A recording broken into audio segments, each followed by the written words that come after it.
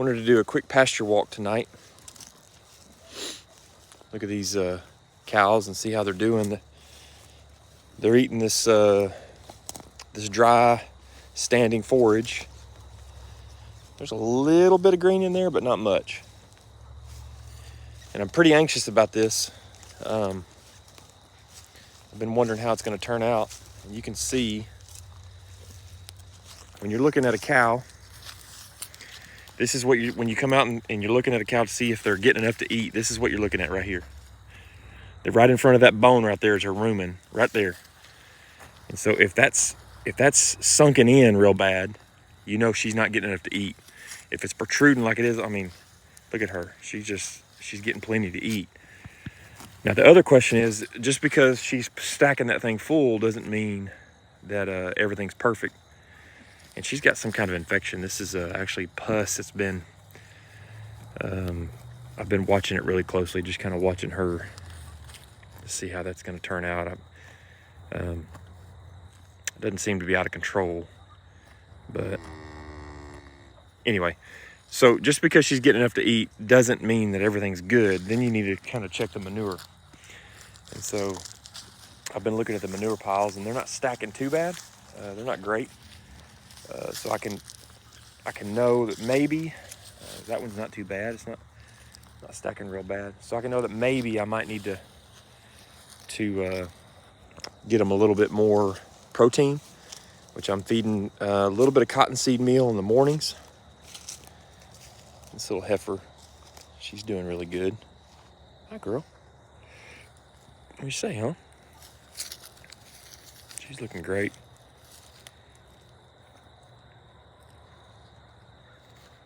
I mean, looking really good. You can see when I moved them in here this morning, the only downside, I just hate to see them taking down that ryegrass that's growing. You can see there's a lot of it right here, a lot of it over there.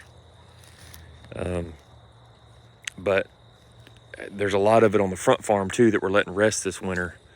And I'll take you over here and let you see what this looks like before we bring them in. So before we bring them in, it's just dry. You can see on my boot there, it's just dry standing forage. And it's got some of this green in it. I'll take you over here. This is where I unrolled hay last year. And so a lot of ryegrass seed in this area. So this ryegrass is really too young to be grazing. But I've got to let them in here because there's so much dry in here. So what I've been doing is every day I'm giving them a 10 step or 10 yard strip. So it'll go from the wood line here where there's a wire down there, a temporary wire that goes along that tree line. So I'll come over 10 yards, 30 feet, and then I'll run all the way up to right up there. It kind of makes it a bow, but right up there is the other end. So it's about 300 feet long, 30 feet wide. So if I can keep that, if I can keep doing paddocks about that size and get them enough forage each day, you can see how much is here, then I've got about 150 days of grazing. That's what I've got figured. So hopefully that'll work out. Just taking this forage just standing. Here's a little more, that's like showing up Bermuda there. And then this other stuff is a little more stemmy grass. But I mean, there's quite a bit of, as far as just biomass, there's quite a bit here, and there's green down in there. So anyway, I'm probably moving around too much, making you sick at your stomach. But you can see, I mean, they've taken this down today. There's quite a pretty good graze line across along that fence line. And they seem to be doing well. You know, this cow tends to be on the thin side. You can see her rumen is just, I mean, it's protruding. Hey boy, what you say, buddy? What you say, buddy? This dude right here, he's He's so grass efficient.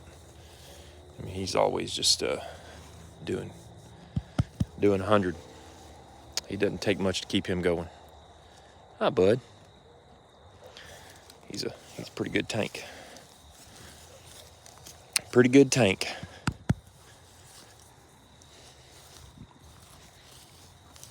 Look at this heifer right here. See, that's not too bad.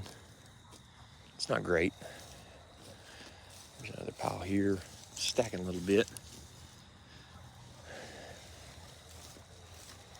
If I have my good boots on, or I'd pull that and kind of see what's the digested fiber in there. But hey, what do you say? Oh, she's crazy. She is crazy. Trying to eat my hand. What do you say, girl? Goodness gracious, she's something else.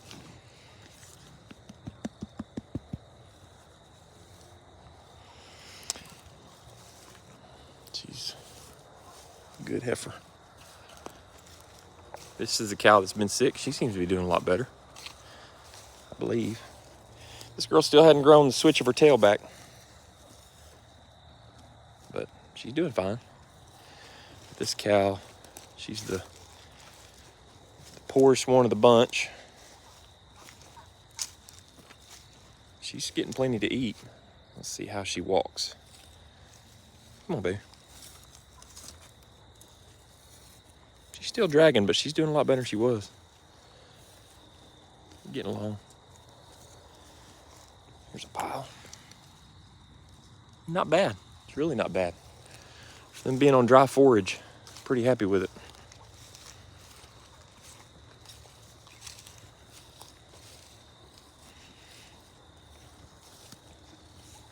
Hey, girl. Oh, yeah, she's getting plenty to eat. Look at that. I mean, her gut's just rounded out. Whew. She got the belly. It's in good condition. So this is how we water. It runs this water line is actually on top of the ground. That's why this is so. I didn't mow right here. There's a strip that I didn't mow this summer. I was fighting this goat weed stuff, but I didn't mow this strip, and so the water line runs right down through there. And I've got a place up there where there's a board over it where I can drive over it with a 4-wheeler so I don't crimp it. It's a 3/4 inch polyethylene tubing. This stuff right here. And it was embedded way down in the grass, but I pulled it up the other day because I need to shift it around and move it. And so I'm going to, I just haven't decided exactly how I want to run it permanently, so that's why I have it that way. I did a video on that. Same with fencing here. I've got temporary fencing because I'm just not sure I have it the way I want it. And we'll figure all that out. And then we'll actually bury it. So the way I'm going to, and somebody might give me some feedback on this, but I'm going to put a freeze miser on this tank. And apparently what I've heard is if those get down to 38 degrees, they start seeping off a little bit of water to keep the water moving overnight when you get down below temperature to freezing. And so in Arkansas, we do hit some low temperatures pretty often, but it's not extreme. So that's what I plan to do. We'll see if it works out. Hopefully that'll keep that from freezing up. Hey, mama. That's a good cow. She's a good one. It's a good one too. Her Devon characteristics really come out. She's got that curly. In the wintertime, she slicks off in the summer. But in the wintertime, it don't take her long, man. She puts on that curly hair. Ain't that something? If you've ever been around Devons, a lot of those have that characteristic. I have a friend had a Devon bull. And man, that thing, he looked like a buffalo. He had the thickest, curliest coat. Pretty amazing. So anyway, I don't want to just go on rambling too long, but I wanted to give you an update. I'll keep doing updates on this. We're testing this process of grazing stockpile. And this isn't the best stockpile because we mowed it this summer a couple times trying to fight off that goat weed. That goat weed, I mean, it just takes over. You can see how tall it is, and it just kind of, in the summer when it's green and growing, it shades everything out. But where I didn't mow, there is quite a bit of grass there. You can see there's green down in there. So there's green down in there. So there's quite a bit of grass here. When you're just looking at this field, it doesn't look like, I mean, it looks like it's just a real short grass. But when you get in it, it really isn't. It's just a thick thatch.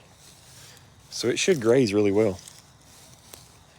And we'll just strip graze it, just like we've been doing. We'll run up here to this fence line and come down here to the creek. It's about 300 feet, maybe a little more.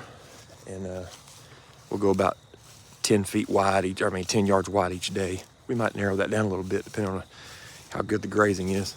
So anyway, thanks for watching today.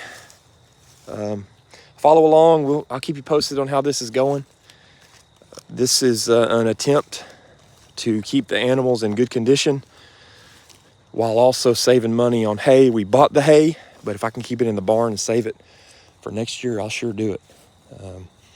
Man, if we could get to January or so doing this, wow, that'd be awesome. And it would change our input, the way we factor inputs. So our biggest input is hay, feeding for the winter, and big game changer.